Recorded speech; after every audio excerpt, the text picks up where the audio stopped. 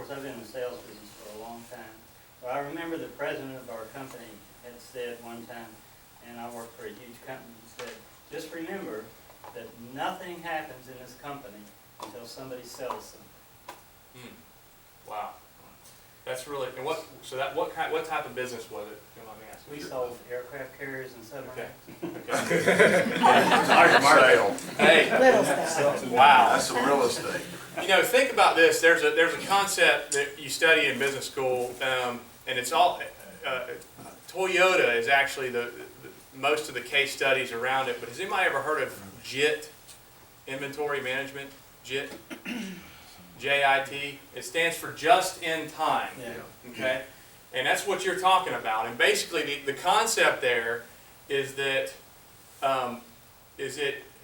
and Toyota was one of the first ones to really just blow this out of the water. But what they did was they created this mindset that we're not going to, you know, traditional businesses, you build up all this ton of inventory, right? And you gotta have it, you gotta warehouse it. It's not like our inventory in a sense that in most business where you're selling widgets, you have to outlay cash. So there's an additional cost of your capital to have inventory stored up, right? So, and there's also a tremendous amount of risk. Why would there be risk? Anybody feeling saucy this morning? Why is there risk? If you build a certain something May not sell. and you warehouse it, yeah. You know, this is particularly troubling in the technology business, right? Because technology is changing every day, and so you build 1 million widgets in technology and you warehouse them. There's a good chance that by the time you get to the last 25 or 30% of selling that stuff, nobody's going to want it. All right, so they figured out that, and not only that, it's just inefficient to have your cash and to have an asset that's sitting there not producing you income. So they came up with this and there's a few other terms I'd have to remember that go with this. But basically what it is they look at it, rather than you producing all this stuff and then you push it out to market and you hope it sells, they say, no, we're here, here's the prototype, here's what we're going to sell, and they push it out. The salespeople go and sell it, and then they pull it, what they call it, pulling it through the inventory. So literally they have the means of increasing production and based on what's selling. So and this is not exactly related to how we do business, because we don't carry the cost of holding our inventory, right? So we're a very unusual business in that. But in most businesses, you know, another thing that they did to kind of, you know, capitalize on, it's a very interesting thing. Y'all can Google it and read about it. But you'll notice Toyota has their partners, you know, other companies that their supply chain located very close to where they are. And the reason why is because if they start to see the sales increasing, they want to be able to move quickly to get that product to where it needs to be, and where the demand is pulling the supply through. And so to have your logistically have your supply chain close, you can have, you know, if you've got an alternator company sitting right next to your engine manufacturer, you can tell those guys, hurry up, and then literally they're just driving right across the road there to get to, you know, to put them together. So it was a pretty interesting thing. Now, in the way that you could correlate that to our business perhaps would be that, you know, we have to be in tune with what the market's doing. Okay, Peter, I don't know if it was in this class or in just a meeting privately, but you know, he talked about how when he was in his heyday and he was out there, you know, in the real estate industry and with his agents, they always went where things were hot. Okay, and what he meant by that was you let the market and what the market's doing tell you what to do and where to go. Okay, so when I was in Athens, I noticed, and just from research and seeing what was selling and paying attention and being lucky a little bit, that multifamily housing just had taken, it had always sold pretty well, but it took a surge. And there are things that I did that I went and spent time and allocated myself and pushed into that market and was able to have some really strong, you know, I had an assemblage of 5 properties that me and a partner contracted on and sold for, you know, like $2.65 million. And it was just, when I look back on it, if there was one major part of that made us successful, it was the fact that people were hungry, companies in that area were hungry for multifamily property. And it was hot. So, you know, I was the beneficiary of having some information and developing some hypothesis, if you will, just sort of getting to the point where I used a little bit of science to develop some business, and I just took it for a ride. Okay, and that's something that we can do too. There are certain parts of this market, even though the market as a whole may be struggling somewhat, there are places in this market where if you research, you will find that there are positive trends. So, you know, that's part of what we're going to talk about today. I'll tease you a little bit with that, and then we'll go on in a second. But who else, anybody else have any epiphanies or really good thoughts or something that happened good as a result of what we've been doing this week? Yes, sir, Larry. I want to be real careful as a seasoned agent to not take away from anything to do with the class, but every once in a while I'll have a comment or two that I really believe helps me. Please, by all means. Hope it would help you. I left the meeting of the day, and I just wrote this down so I will remember it. I left the meeting of the day, and George had challenged us to do certain things, so I rushed out of here and went to the phone and picked up, this is at 10 o'clock or 10:15, dialed the receptionist at a restaurant that my wife and I agreed we'd go out to that night, so I had to get reservations. Not a big deal, just go somewhere. And so when I got on the phone, I knew the girl, and I said, 6:30 tonight, you know, that kind of thing. And then, knowing what he had just said to us, I said to her, I said, by the way, did you know I'm a realtor and I'm a Caldwell Banker, SSK Realtors, and would you be interested in knowing that I would be glad to help you with the listing or purchasing a piece of property?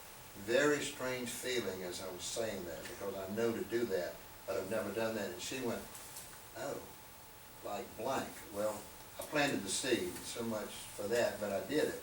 At the Touchdown Club of the night, I sat at the table with guys that I know, and I said, we've got a very aggressive,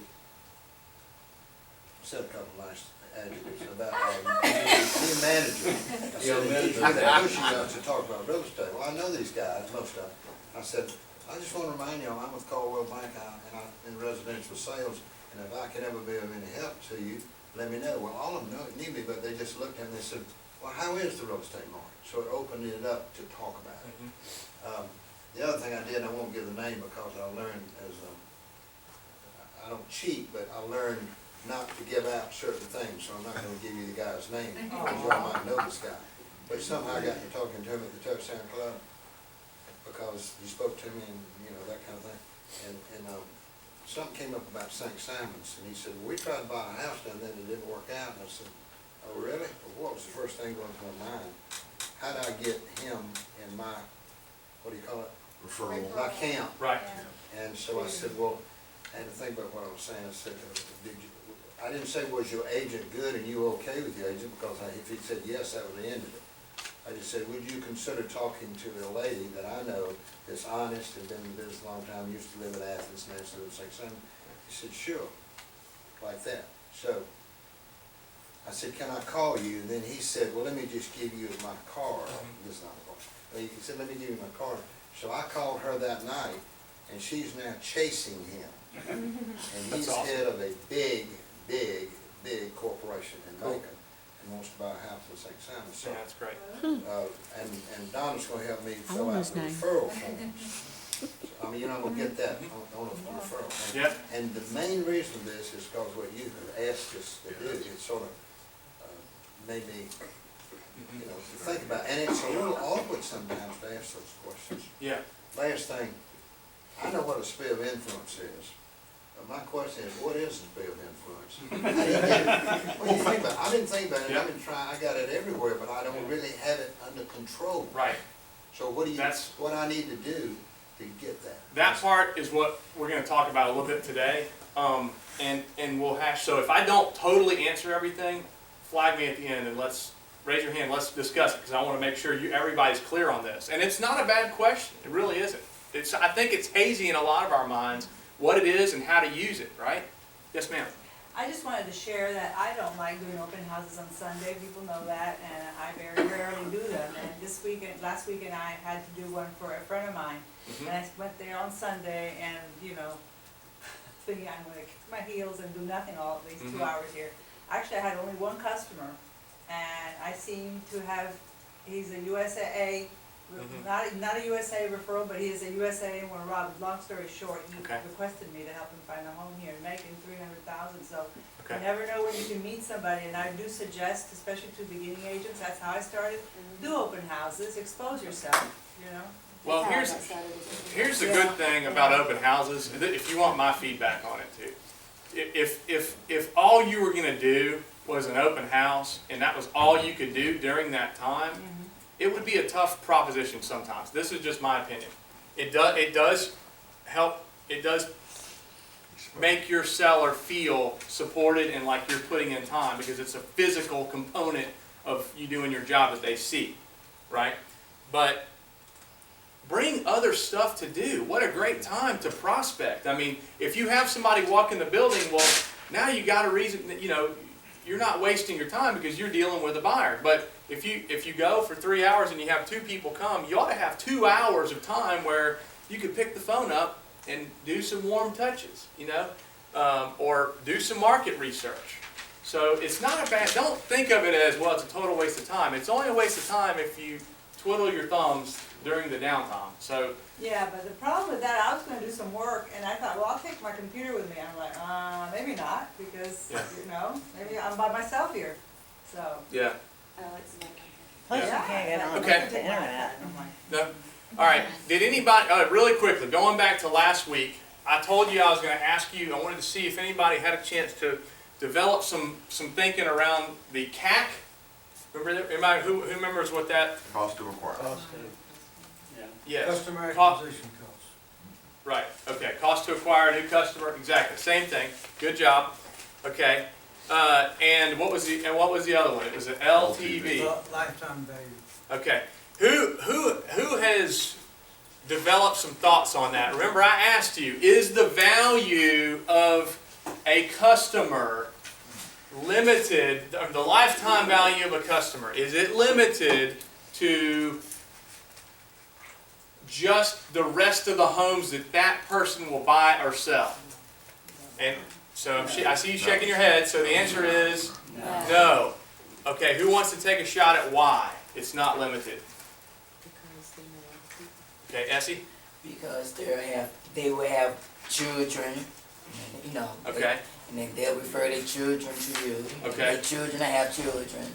Okay. And they have friends. Okay. Actually, you're all over it, and that's very true. But beyond that, they know people. Okay? They know people. All right? So think of it like this. What's the value of a customer that you've sold a piece of property to that refers you someone else? Maybe they're not their children. Maybe they're somebody they go to church with or that they just met at work. What's the value of that customer if they're going to now help you add more business to your bottom line? If you can trace back sales to that customer, are they now worth more to you? Okay, so this is kind of all lumped in together. There's a reason why I asked you that question, because in the real estate business, traditionally, my experience tells me, because I've done it myself, is that we typically undervalue the monetary benefit of our sphere of influence. Let me say that again.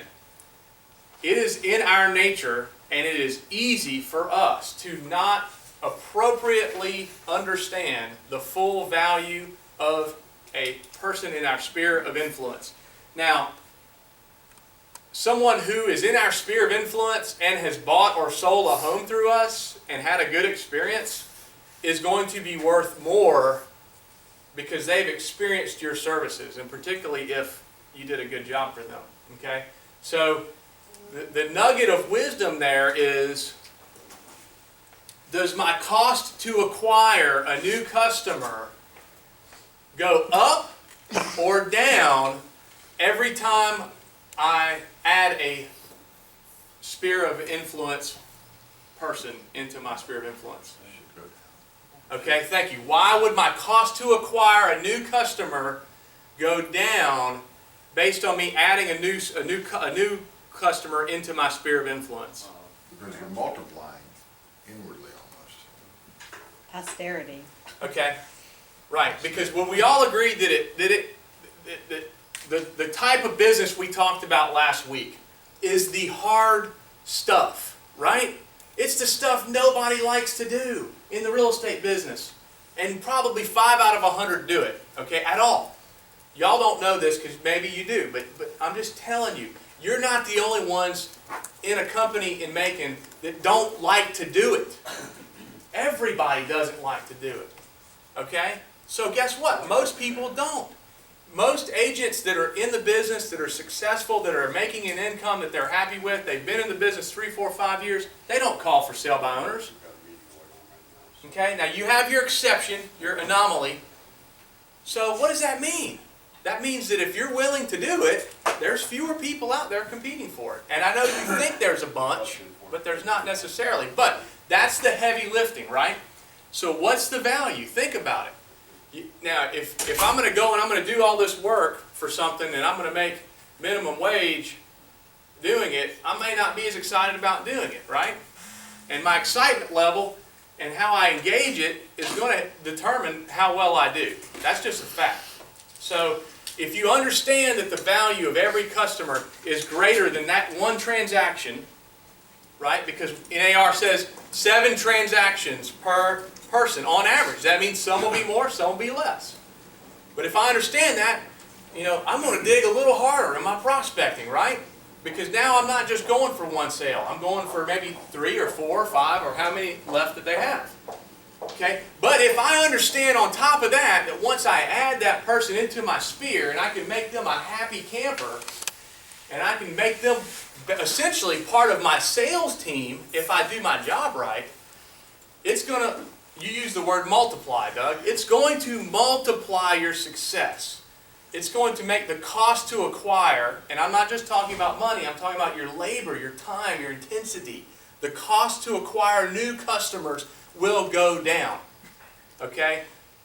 Imagine in your mind, and I'm not going to use any names, whoever the top agent in this town is. Okay? Imagine the business that they do and how they are able to keep up with it.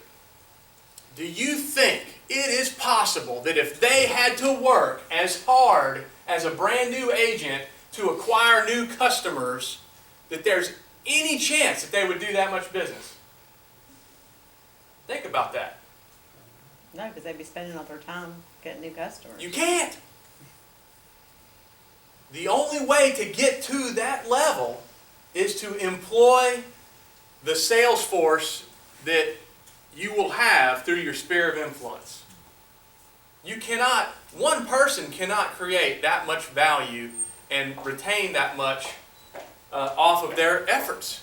It's impossible.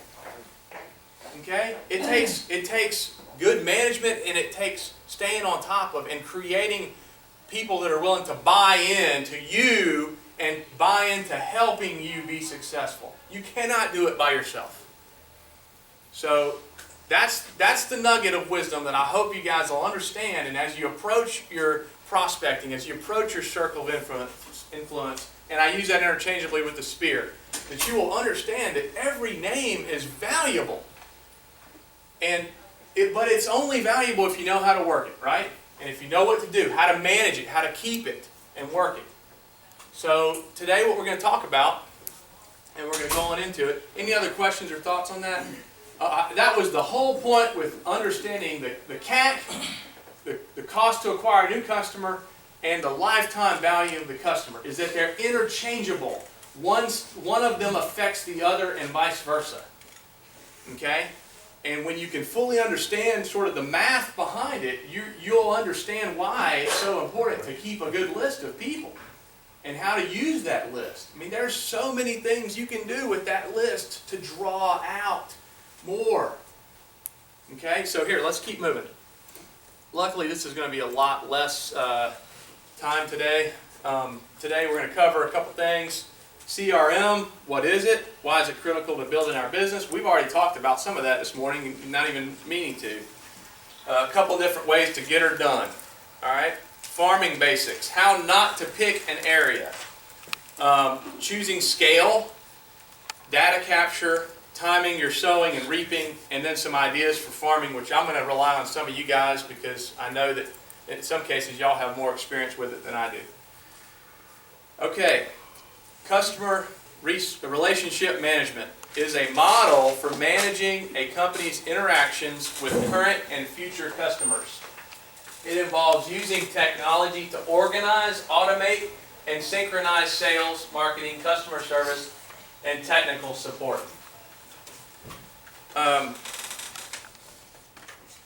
The important part there is that, remember how we talked about sales and how one of the words of the definition of sales was to manage? This is a good example of what I'm talking about. Customer relationship management and managing your interactions with your current and future customers. Okay, and again, this is how that relates. So you have your sphere of influence, you have your current customers, and you have anybody you don't even know that as you're adding them in to your system. Okay, so just a definition there. I think we all have an idea of it. And actually, part of what we're talking about is not even a CRM. It's good data management, good contact management. Okay, and so good customer data management, and why is it important? And I meant to do this where they were coming one bullet at a time, but well, here's a couple good thoughts. You know, number one, there are too many people and details to remember at the point of critical mass. Now, when you first get into the real estate business and you can count the people in your mind that you're going to call on one hand, it's a little easier to do, right? But when you're talking about 300 and 400 people, can you truly, honestly tell me you're going to be able to remember enough about those people to make them feel important enough to you to where they're going to be motivated to give you business? The answer is no. Okay?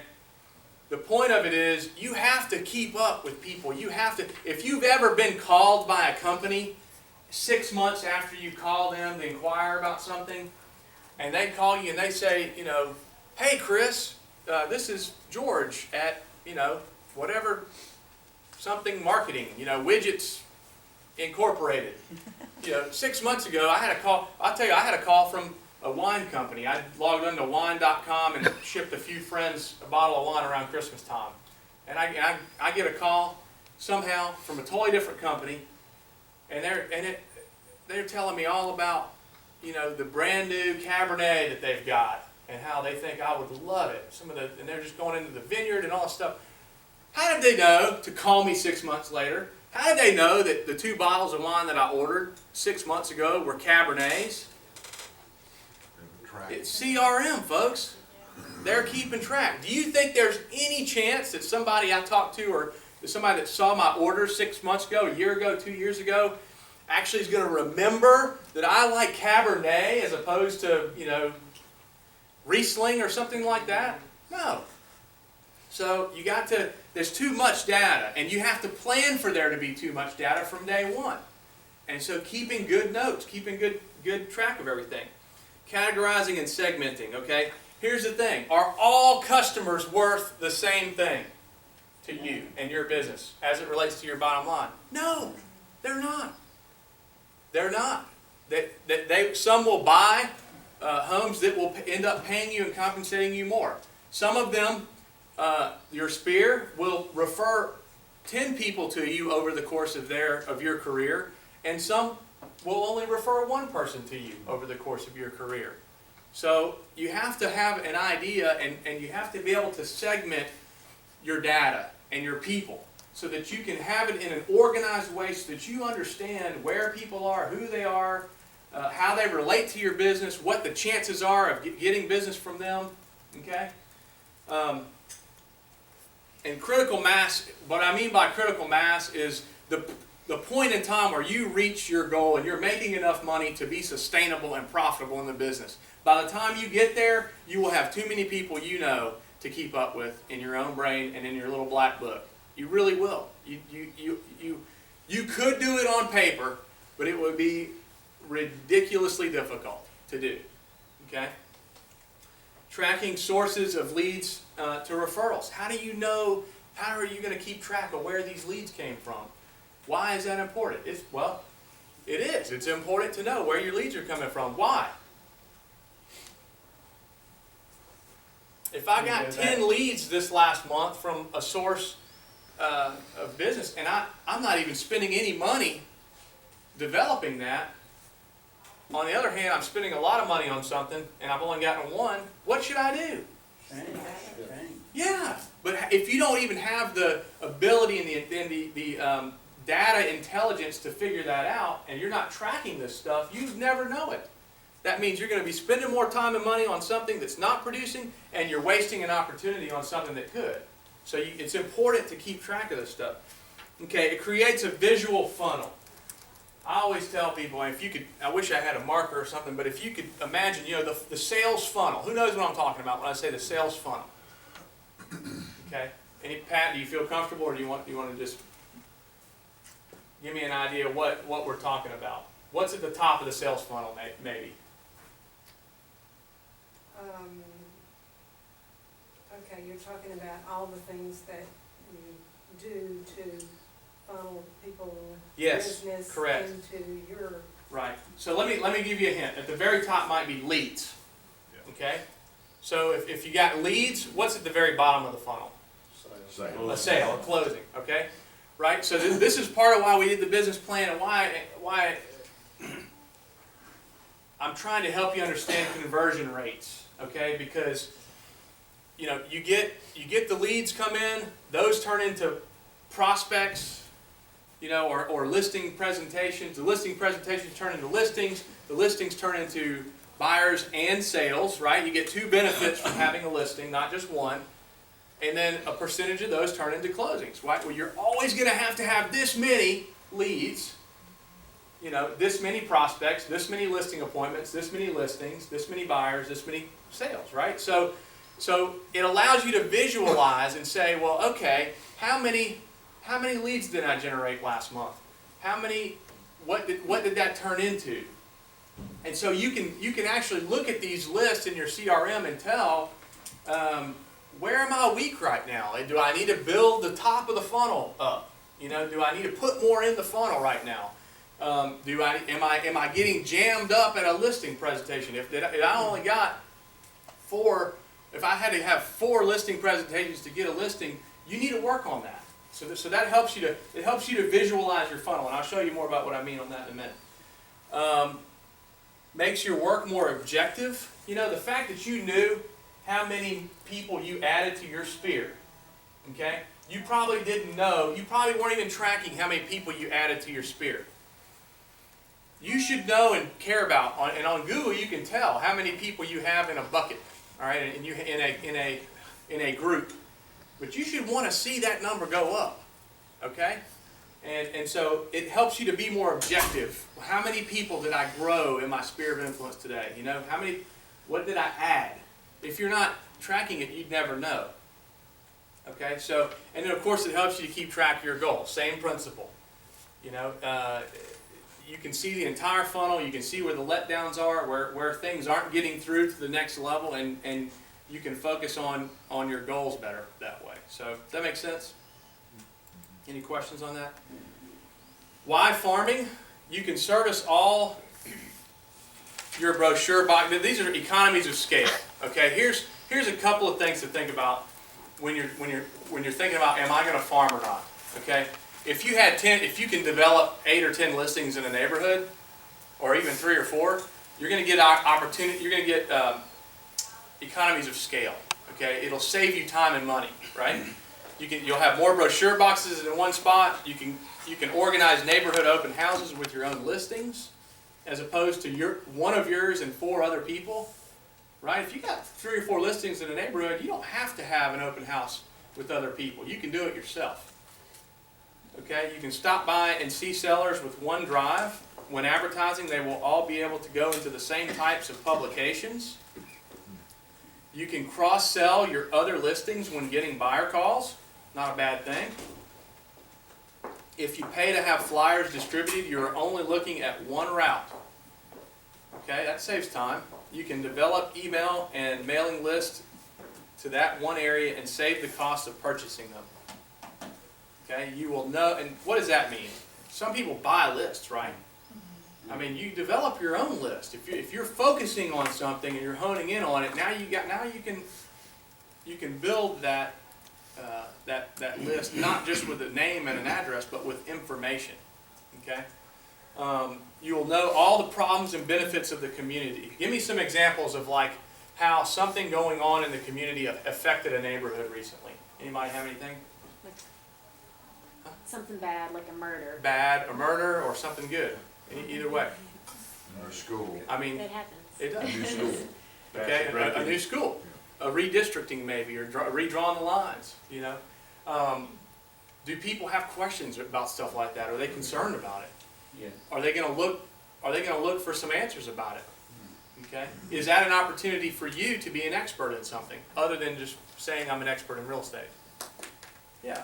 If I hear from you somehow that you know all about something and how it affects me, and you took the time to figure out that affects me in some way, to me that's huge. Now, could you do that for every home in the city or county of Macon?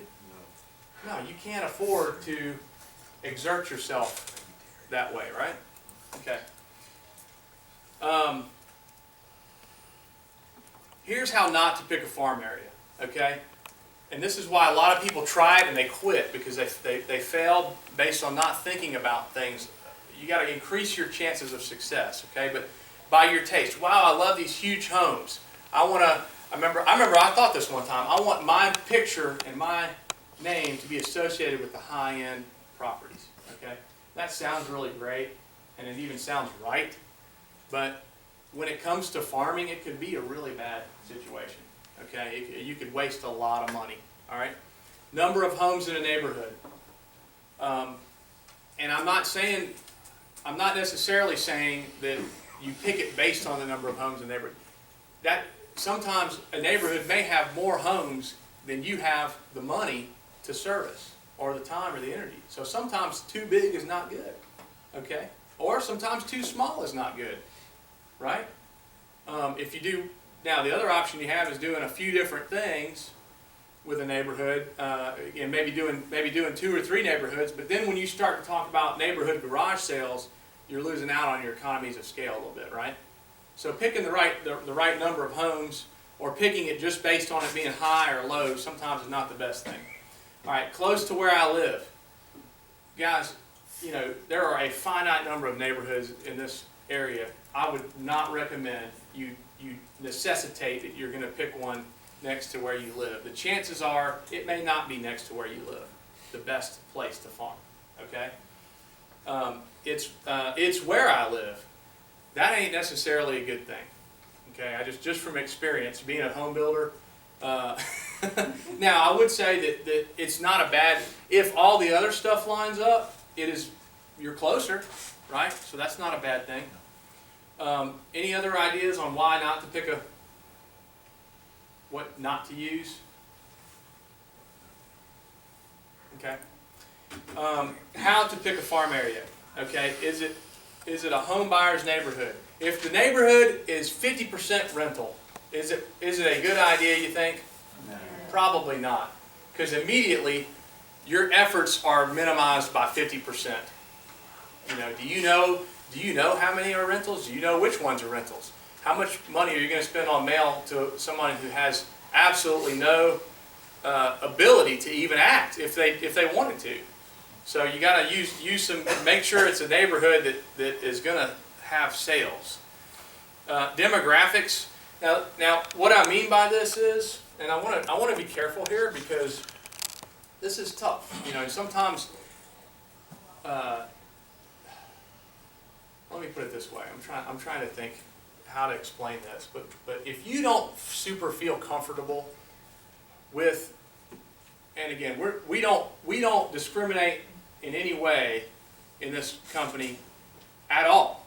Okay, but from a practical standpoint, and I'm not talking about race, please don't misunderstand me. From a practical standpoint, if you don't feel comfortable around a particular demographic, or if you don't feel like you potentially will have success, I'll give you an example. An over 55 neighborhood, okay?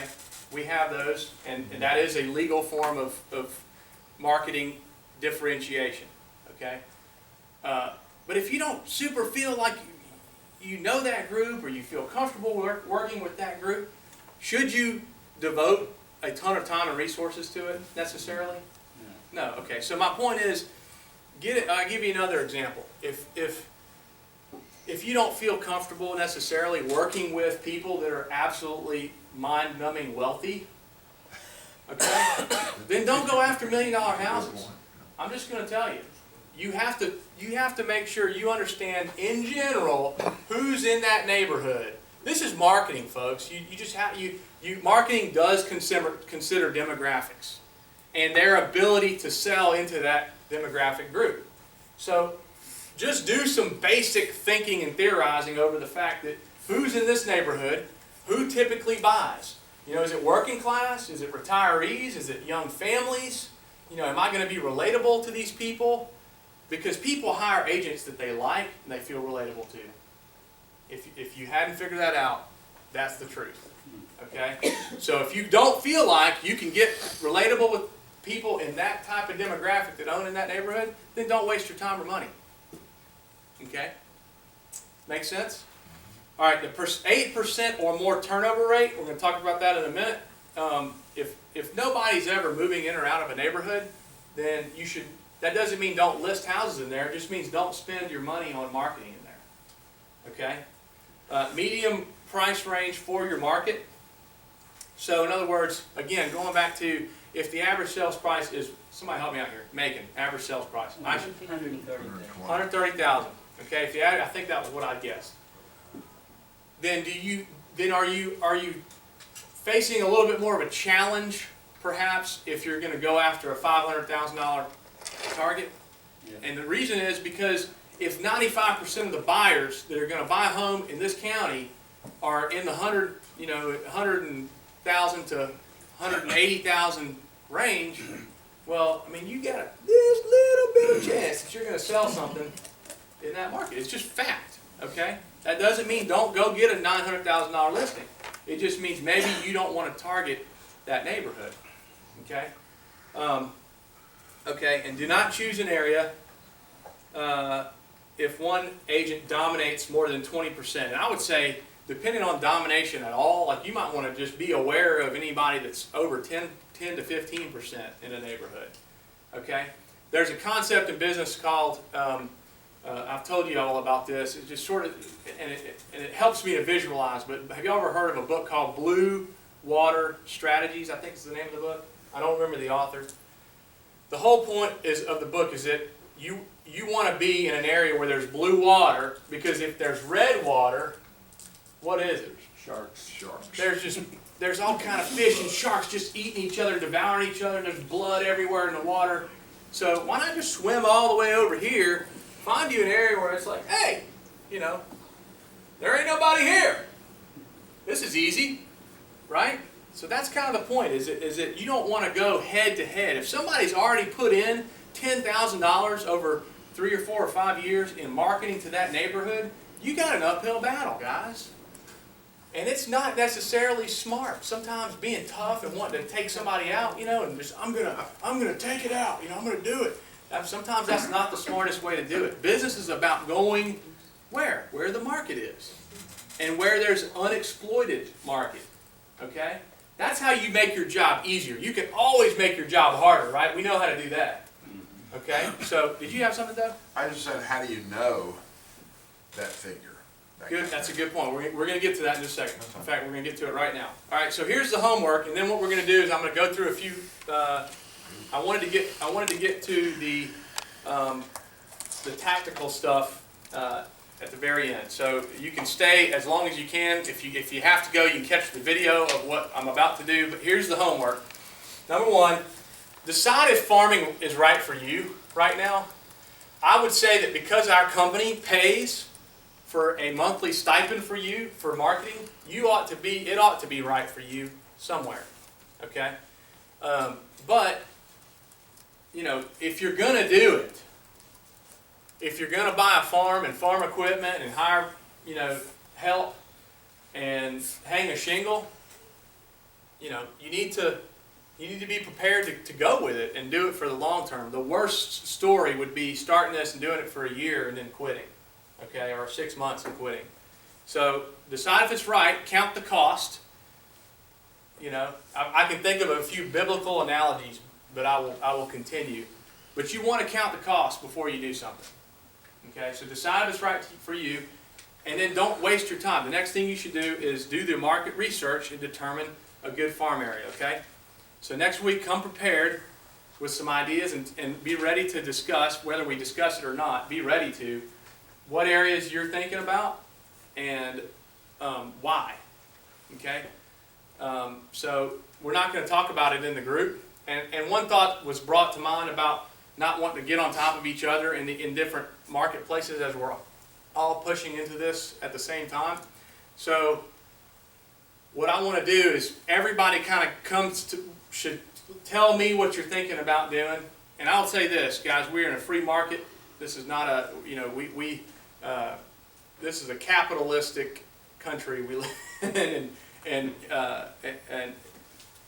competition in all forms is encouraged, okay? So we're not going to tell you, oh, well, so-and-so's in that neighborhood or trying in that neighborhood.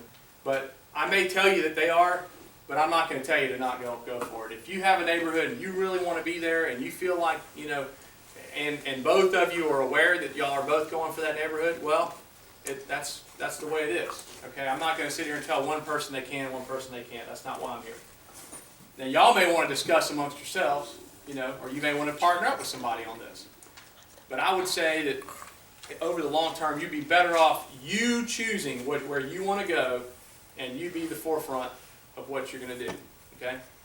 And then keep working on SOI and your business plan. Because of all the complications with the business plan, just see me, make an appointment, come by and see me. If you're having trouble with Excel or something's not clear to you, does not surprise me. Let me know how I can help. Sit down, we'll do it on my computer, and I'll print it out if that's easier for you, okay? Okay, so what I'm going to do now is, and by the way, if you have to show yourself out, please do not feel bad about it. But some of the things we need to go over, and I'm in Navica. So what I've done here, and I'm going to continue to do this, is I'm going to help you guys. I'm going to help you guys figure out just really quickly how to do this. Now, something that I did the other day, I was not able to duplicate this morning, so I will have to do some research and send an email out on exactly how to do it. To make it easier, there is a way to do it, but right now it's based on Navica. It's not the easiest thing to do. So here's some things we need to know, right? Our goal is to find a neighborhood that's got what percentage of turnover? I would say 7 to 10 or greater, okay? That means if it's 10%, that means one home, or 10 homes out of 100 will sell this year, okay? So here's what I did. I went in, I went to detail search. I mean, you guys know how to do this, I'm pretty sure. You go to detailed search. You're going to go to, I would just click all of these, and then I'd come down here and I'd click on, I'm going to use Lake Wildwood just because I've heard that before. And I'm hoping that someone will know. Well, you're okay, we got it brought down. I'm hoping that somebody will know that whether or not or roughly how many houses there are in the neighborhood, because, 1,700 okay, or so. so I picked a good one. All right, so what you do, oh, and then you gotta go down here and you gotta go to closed. And here's the deal, I don't like short terms. When I'm trying to get an average and statistics, the more time and data that you analyze, the more accurate your findings will be. So don't do just 1 year. Let's look back a couple years, okay? And or at least 2 years. So here's the 10th today. So I'm going to go back 2 years, the 1st of October, and then I'm going to come on through today, okay? And I've got closed. So now I'm going to go down here and I'm going to hit show criteria. I want to make sure I got everything looking correct. Come on, baby. All right. So right now, property status, in all property statuses, I wanted to make sure that I wasn't excluding there. In Lake Wildwood, in area Lake Wildwood, between 10/1/2011 and 10/10/2013, there are 120 properties that have sold, okay? So what I'm going to do is over 2 years, I've got 120 right there, and I've automatically, and I'll send this out to y'all. Change your total number of homes to 1,700. Okay, 1,700, all right? So, by the way, is that going to make my turnover go up or down? Down. Yeah. Okay. So now here's per year average of 60. So in Lake Wildwood, there is a 3.5% turnover rate, okay? What I would do if it were me, based on you always zoom back out and you think in terms of the macro economy. Think about this. The market is a little bit depressed still, in my opinion, from where the average and where the norm should be. So in your mind, if you get 3.5, you might want to, over the long term, just say, well, it's probably going to be a few points higher than that, right? Because what do people do when the market turns down and they know they can't get as much? They might not sell. They might postpone that. So again, if the economy swings back up a little bit, that number might likely go up, right? So but here's the thing.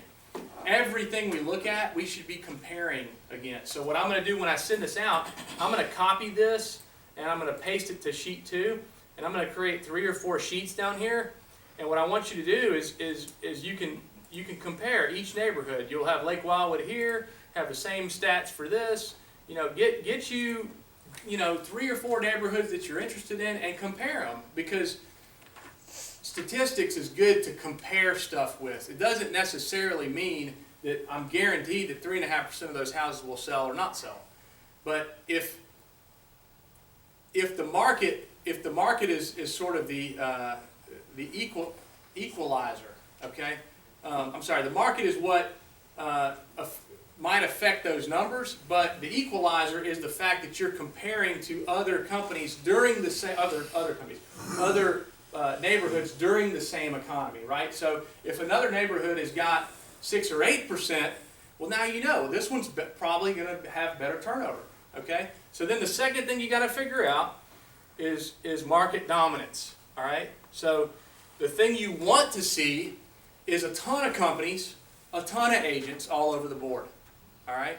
So again, this is the part that until I figure out a better way, it may take you a little longer to do, okay? But so if there were the top agents sold in a year in that neighborhood, so going back to this here, when I run this, and if anyone knows, this is what I was trying to do, and I did it the other day, and now I can't refigure out how to do it. But I was able somehow to export this data, and once you do that, it's a lot easier if you get it into Excel. But anyways, but what you have to do is, or is there another way to get to where I can see what agents are? I'm new to Navica, I'm new to this MLS, so help me out here. How can I go through and find, there's 120 properties here, how can I find and determine without having to click every one, who sold? You can go to statistics and see like the prices and stuff like that, but I don't know if it would show you the agent's name. That's Terry. Is this a sales agent number? Where's statistics? Is that's the sales If you do agent? that drop down, Okay. it'll do, Where? Office and agent, okay, again, this is something, this is what I love to do, quick but stats. if this right here is the sales office and the sales agent, Right here? then what I should be able to do We'll go to that. is, Main bar, go down. I should be able to, and again, this could be a nice sidebar class if you guys are interested. Excel is amazing in terms of what you can do quickly to extrapolate data. Okay, let me just, I'm likely gonna not be able to show you, but I'm gonna try. If this goes into different, okay, awesome. All right, so this is real. I'm going to give you an example that's going to blow your mind here as to how quickly you can tell something. And again, this is something that I am here to do. I am here to help you with. Okay, but there's a whole nother page, so I'm going to have to come back to it, and I'll send this to y'all as an example. See, I'd have to get the rest of them too. But when I go here, I'm going to go to Insert, Pivot Table. And then what I'm going to do, oh wait, why are there only street numbers? Okay, hold on, let me delete that. It's showing street number. Okay, oh, I need to do this. All right, so insert, pivot table. Boom. All right, here we go. So what I'm going to do is listing agent. So I'm assuming that the MLS has a listing agent number for every agent that's individual to them. So 18 is probably somebody that's been in this market a long time. All right, is my guess. All right, but so here's what I'm going to do. I've got a list of all the agents, right? Okay, I can find out who these people are, but do I even need to? I don't even know. I don't even have to know who they are. Then I'm going to go over to. I would just pick an MLS number. You're going to have one MLS number per sale, right? Is that safe to assume? Okay. So I'm going to click MLS number. Then I'm going to move it over to values. And now you will know exactly how many sales each one of those agents has had in that neighborhood in 2 years. Okay? So right now I see somebody with 9, 11. Who's the one with the double? Number 18 is the one with 9. Who's the one with double digits?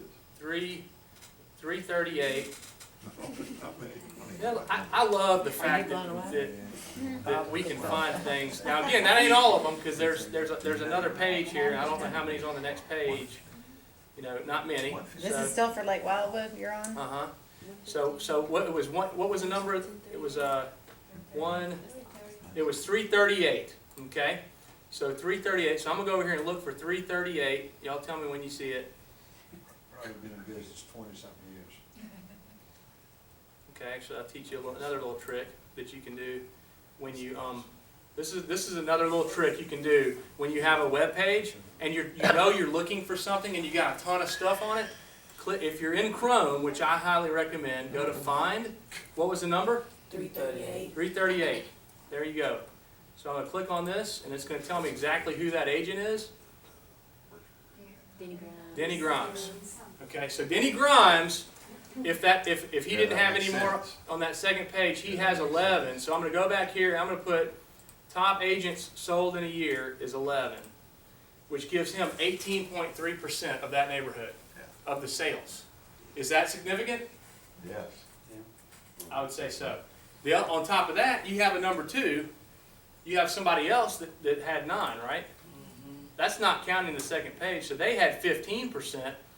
So between number 1 and number 2, you've got what percent of that neighborhood is pretty much locked up? 25, Okay. Okay. So if I'm starting a pizza business and I'm going to move into, I want to go and I'm picking an area that I'm going to start my pizza business in. And if this is a market area for pizza, would I want to go into this market and try to sell pizza? If you got a better pizza. Not on paper, no. Only, I might good already point, get in. but, that's funny, I'm so glad you said that, Bill, because I knew somebody was gonna do that. But guess what, don't we do that in our minds? We think, well, we got a better pizza, woohoo, let's go. But still, why not take your better pizza and just go a neighborhood down and find one where you ain't gonna have to duke it out with these two? Yes, yes ma'am, hold on one sec, Terry. Okay, you said it wasn't important to know who the person is, but in this case, I know who that person is, and most of his business is foreclosures. 100% of his business. Okay, But see, Terry, great point. Right. So, again, but here's the deal. And he doesn't farm at all. This is what research is. You can't just turn your brain off after you do a statistic and figure something out. You got to think, I want to know everything about this neighborhood. Now, here, let me ask you a question. Can you know everything about every facet of every neighborhood in Macon? No. No. So you have to, just like your funnel, you have to kind of limit things down and work from general to specific. So when I'm going to send you this thing, I want y'all to do this research. If you, what I might do is do a demonstration on how to do that pivot table.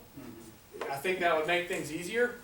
But if you only did it for 5 neighborhoods, statistically, then you level it down to maybe 2 or 3, and then you got to use your, what I would call, not quantitative measures, but qualitative ways of looking at things, which are not number type stuff. Like, it's more like facets like that that are going to help you with, okay, so for example, if all of this agent's business is foreclosures, is he doing farming in that neighborhood? Okay, so could I possibly take him out of there completely? Terry good. Very good. In other words, could I take his numbers out of my calculation? Yeah. Yeah. I might could. Okay. Now, what about the other agent? Do we know who that is? I mean, I'm just saying. You know, while we're all talking about it, it's a great example. Number 18. So let me go back over here. Looking for number 9. Oh, am I not? Number 9. No, it's It was listing 9 agent sales. 18. Oh, number 18. All right. So I'm going to go here. I'm going to go back to my little find, and I'm going to do 18. And that, now you have to keep going because you got some other 18s in there. There's 57 18s. Oh, there it was. One right there. Is that it? Listing agent 18. Joe Adams. Similar situation. Okay. All right. So go. You know. So go back to your sheet and start looking at it. Now you take those 2 guys out, and what? There's 7. I mean, you know, nobody else is really super dominating. I might want to know who that person is, and I might want to know 228. Are they the type that's gonna do a lot of? George, Yes, sir. this might be overanalyzing, but what we're coming up with here is not up there on the screen, is that if someone new were to ask several of us, do you know Joe Adams? She's another. Several of us know Joe Adams, now we might overanalyze and walk away and be scared of Joe, or Denny, because many of us know these people, because Macon's small, so that could be beneficial to an agent who needs help from some of the guys and gals in here that know these people, helping to make a decision. That doesn't appear on there as to what they do and how we know what they do, because we do know. Yeah. Most of us know. Well, And that's good or bad. that's great. I think that's great. Is there a field we can draw on, and I don't remember if it's part of the MLS field or not, as far as data, how many of the solds were foreclosures? No. I don't think there is. Well, there's an REO field. Huh? Yeah. REO field, Yeah. We know Wildwood is heavily. So what? Restate your question. I'm sorry. I'm not tracking completely. Is there a field to figure out how many, what? How many How to take away the Foreclosures. foreclosures. And yes, there is. REO would be. Yes, actually, as a matter of fact, what you can do is go up here to well, not the foreclosures, because if they don't include that data in the MLS there, then you're not going to have it. But what you could do is you could take out those agents you could go down here, you click here, and I think we had 18 was in there, right? And then who else? You can click those people out. And what that's going to do is help you. If y'all notice, I added average of list price. Okay, but I don't think they show the sales prices. You can exclude the REO. Do they show? Is there a sales price on here that I'm missing somewhere? So, Sold what? Closed, should have closed. I don't see it on here. This is Sand Creek. Sales prices are Are you gonna send us that page so we can play around with it? Yeah, oh yeah. With all the happy fields and I stuff? sure can. Okay. So here's what you can do. You can do average days on market. See right here, these are the average sales prices of each one of those agents, okay? Yeah. So, and you've got an average sales price for the whole neighborhood in the last 2 years. How much is Right. I got it. 58. Now, that was after taking this one out. So let me go back up here and 51,729 and 45 cents. I don't know how they would even have the 45. That's anyway. So does that make sense? Do you see how when you add some layers of information and data, you look at it from a quantitative standpoint, statistically, and numbers and averages and all that stuff, but then you got to kind of zoom out and say, well, what else is going on in the neighborhood? You know, what else is going on? A redistricting maybe that's going to make home values go down. If you've got a neighborhood where values of properties are going down, is that good in any way, shape, or form? Unless you're Terry, or unless you have. Do you understand what I'm saying? Or unless you have a mechanism in place that you've built to help you in that situation. Okay. So that's important. All of these things, any company or business, when they're looking to go into business somewhere, they want to know that they can maximize. They already believe in their business model, so now they know this is going to work somewhere. Now I got to figure out where it's going to work best.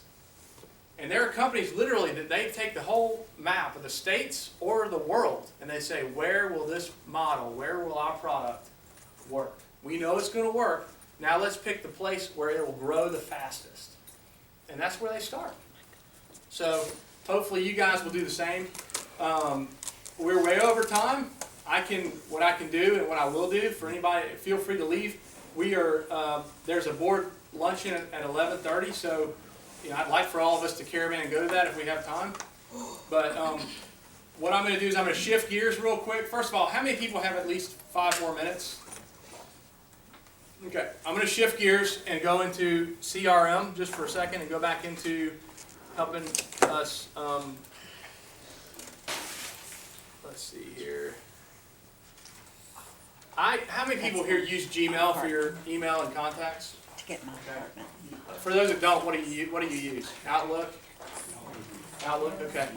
Outlook has the same functionality, and almost all these CRMs have a place where you can do what I'm going to show you to do. But okay, so again, we talked about this some the other day, and part of what we do as we work on our sphere is we have to be able to put people in the right buckets. You know, we have to be able to kind of categorize and what's the other word I used earlier? Segment your business. Okay, so you might have a bucket for buyer prospects. You might have a bucket for home seller prospects, but it all starts with capturing information and getting it into the system, right? So, everybody follow me here? So the very first thing is your contacts. So when you go to a new contact, and this is almost the same for Gmail as it is for Outlook, you'll notice there's several places where you can input information, all right? This little area right here is very important because things you think you will remember today, you will not tomorrow. Like kids' names, birthdays, and I want to say there's tons of other, you know, you can come down here and add title and company, phonetic name, nickname, notes, email, phone, all this, birthday, their URL, relationship. There's tons of, you can even customize. You can add information that you just want to keep, okay? That's easy to do. And then you can type right here to say what it is you want to type. So like, for example, if somebody has an extension, you know, this is a great place to do it. Because you're going to have their work phone up here, and for those of us with smartphones, you cannot have the number and the extension on the same line and click on it, it'll mess up. So you got to have the phone there, and then you can look at your phone and go, oh yeah, it's extension 123. So these things you get, and we're going to call this one, what's John Doe. We'll just do John Doe. He's probably in it already. I think he is. There's a way to remove the duplicates, which is pretty cool. And he's a manager at ABC, and now he's a contact, and he's john@gmail.com. Wouldn't that have been something to get that email address, be the first one? All right, so you got his information in here. You can put in some info about, you know, 2 kids, loves Chief football, and whatever, any kind of fun stuff you want. I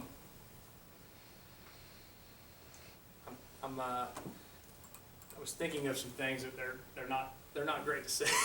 Their personalities. Sometimes my mind wanders, and I have learned to not say everything I think, but Pretty good. it is good. You know, it saves me.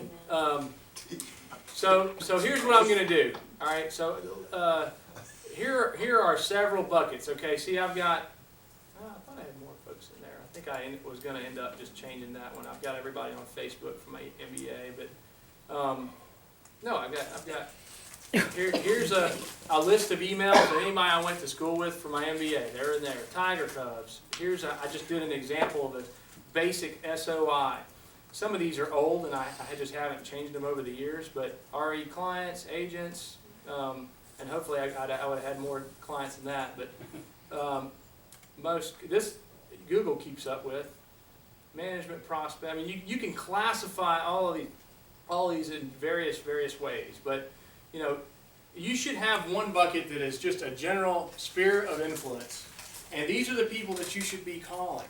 Okay, that you should be calling, whether it's folks that you know, that you've met through the years, through Tiger Cubs, through church, through whatever. Anybody that knows you that would answer the phone and be congenial with you because they know of you or they know who you are. Okay, and so when we're talking about trying to call and counting how many calls it takes you to get, you know, those are the people that you want in there for that part of it, okay?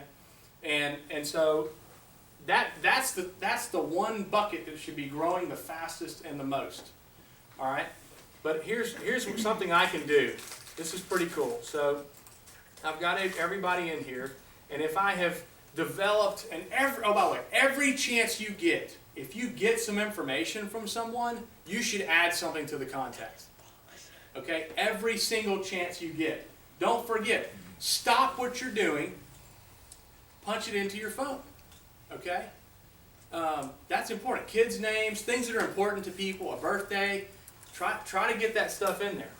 All right, but when you have a good data management system, this is one thing that is easy to do. I personally like Gmail better than an Excel spreadsheet, but all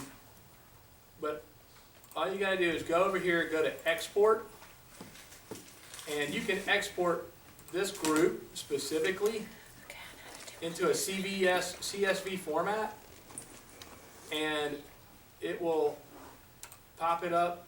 Here's the names. It's got all this other information. You can do a mail merge right from there and have labels printed in less than 2 minutes from right now. Okay? And then you're just taking those labels and smacking them on a piece of mail, and you're sending them out. Or if you're sending out, if you've got one of your things you should do is in here. You should have one of these that says you know, e-newsletter. Okay? Or one that says newsletter.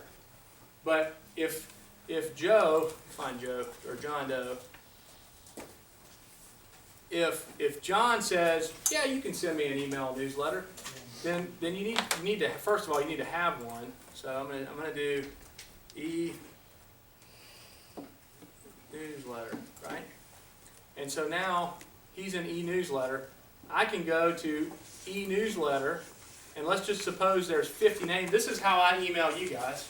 All I do is I go to your group, and here's everybody that was tagged with the email newsletter, and I'll go here and I'll just click on them, and then see this little thing right here. If there were 50 people and I clicked on that, every one of them would come up, and I just click, boom, and then at the bottom of any newsletter you do, you should say. You should have some, just, return email with unsubscribe or something like that if people want out, because you don't need to bomb people's mailboxes if they don't like getting email from you. Okay? But, that's as easy as it is to send out an email to a group of people. Okay? But I guess you can't do anything in terms of marketing, your sphere of influence.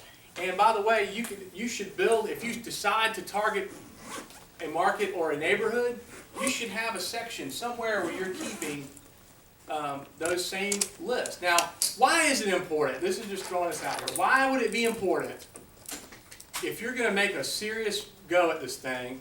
Why would it be important to have the ability to touch these people from the same database? What gets easier when you do that? Tracking. Right. Let's just say, let's say I keep a list in Excel. It's got name, last name, first name, address, da da da da, and I keep all my contacts in Excel. Okay. How many times do I have to duplicate that list every time I'm looking to try to put a new bucket out there? Okay, is it possible that somebody could be a prospect that can also be in my sphere of influence? Sure. Yeah. So don't you want the ability to quickly and easily change people's tags and who they are and what they're doing, and if they need to go from I've got a few on here, and I don't mind showing you that I've got making agent prospects. These are people that I've talked to that had a warm conversation with that I put in the prospect bucket, okay? Y'all see what that one says? Not interested, okay? That means, you know what? I'm not going to focus on those people. No, you can't. Now they're still Pull it up. He didn't click on they're still in my it. database. I can get an email or send them one. But I'm not going to waste my time right now on those folks at this moment. That'd be something to come back to. But changing those is easy to do, okay? And as a matter of fact, I mean, here's a little bit, and I hope this is not. As a matter of fact, what I'm going to do is go ahead and ask the video to stop. We'll be done with the video, so thank you for that.